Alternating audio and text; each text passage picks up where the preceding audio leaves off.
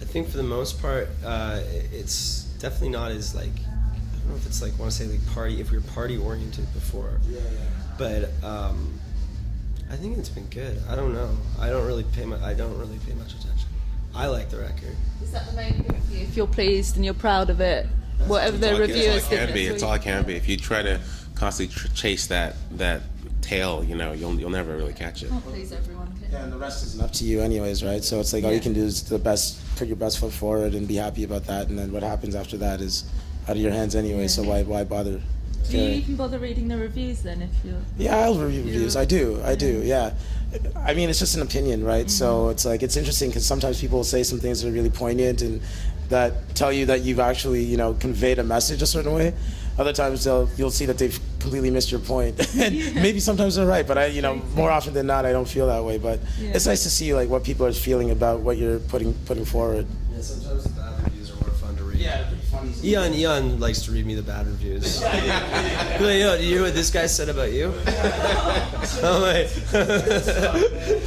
yeah. Sometimes, where the best bad reviews can always come from the UK. Yeah, there's a way that people can write in this country that is so scathing. I mean this in a great way though. It's sort of like you appreciate it, the insult. You're like, wow, good job. Like, no, that was you really took hurt. Yeah, you took a lot. It took a lot of creativity to stab me that way. No, I mean, God, it makes it exciting. It makes it entertaining. Yes. Yeah. I want to talk about being in a band as a whole. What's the hardest part about being in a band for you? Like, what sacrifices have you had to make along the way? I think we all make basically like your whole life is a sacrifice because whatever exists and wherever you're from you're not there for maybe 2 years at a time. So your family and your friends and your girlfriends or whatever. But I don't know. It isn't really that bad. I was like, I was in a cab, and we were in Glasgow, and a guy was like, what do you do for a living? And I'm like, play in a band, and I was really tired. I'm like, yeah. He's like, how's it? I'm like, oh, I'm just really tired. And he's like, well, at least you don't have a real job. And I was like, but it's true. I know, but it was like to give perspective on it. It's like, what do you really do? And I don't think he meant it. I don't think he meant it in that UK scathing way. I was like, damn you. I was like, damn you did it again. But yeah, it's true. I mean, it's what we love doing. What do you think you guys would be doing if you weren't doing this, though? What were you doing before this? And wow, for me personally, before I picked up drumming, I used to draw a lot. That was like my thing since I was like 8 years old. And I just don't have the ability to do two things. Like Jay's an artist, like he does live painting, does photography, and he does the music as well. I literally can't devote my attention to more than one thing. So drawing went like this and drumming went like that.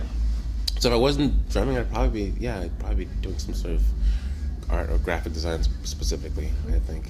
what about you? Well, when I went to school, I was going to be a teacher, so I guess I'd probably end up in teaching.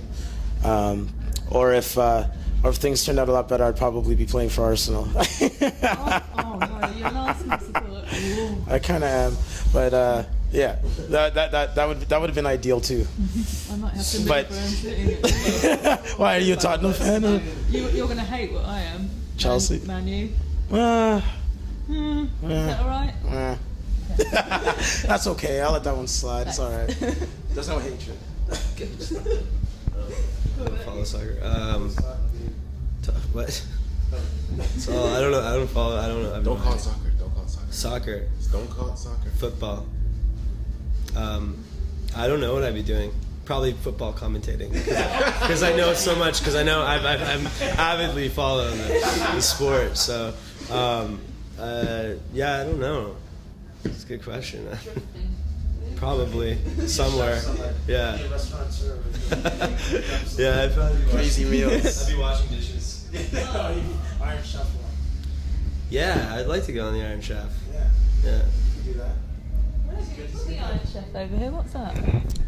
You don't have it? No, I don't know. Oh, it's just like a cook-off basically.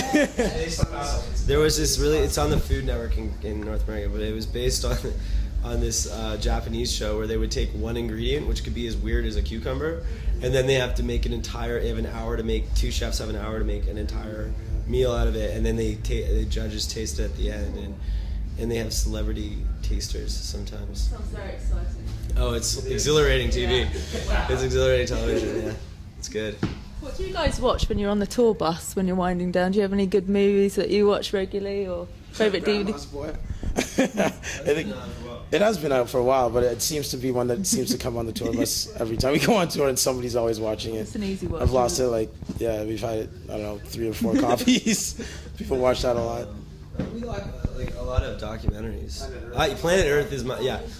When David Attenborough speaks, you just feel relaxed. Yeah. So someone's telling me that they wish they could get him to do their answering machine. Hello, you reached. Imagine if he did. I know he probably doesn't need it, but if he did that service, I'm sure he could do pretty well with it. Yeah.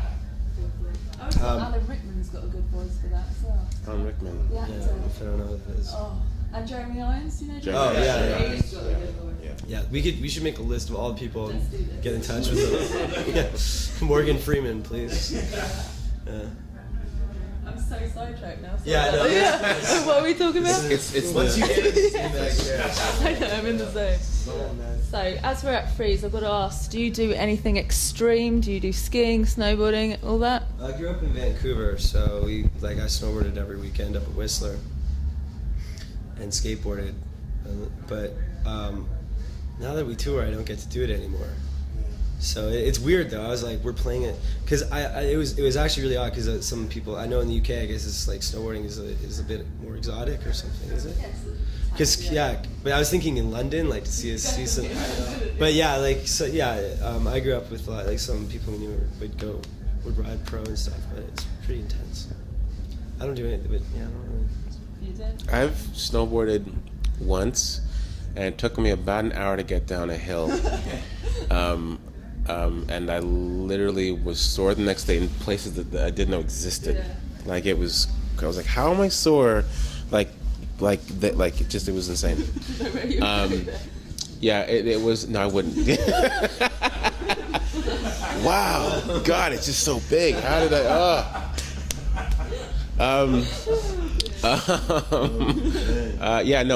I wish I could. I'm an extreme chocolate eater. I love chocolate, and I do that to the extreme. I will eat the hell out of some chocolate. I'm with you on that one. Yeah. What about you? I've never skied or snowboarded actually. I've always wanted to try snowboarding, but never got around to it. Perfect opportunity tonight. Yeah, I guess so. That looks like a reasonable hill to start. Yeah, that looks like a beginner hill.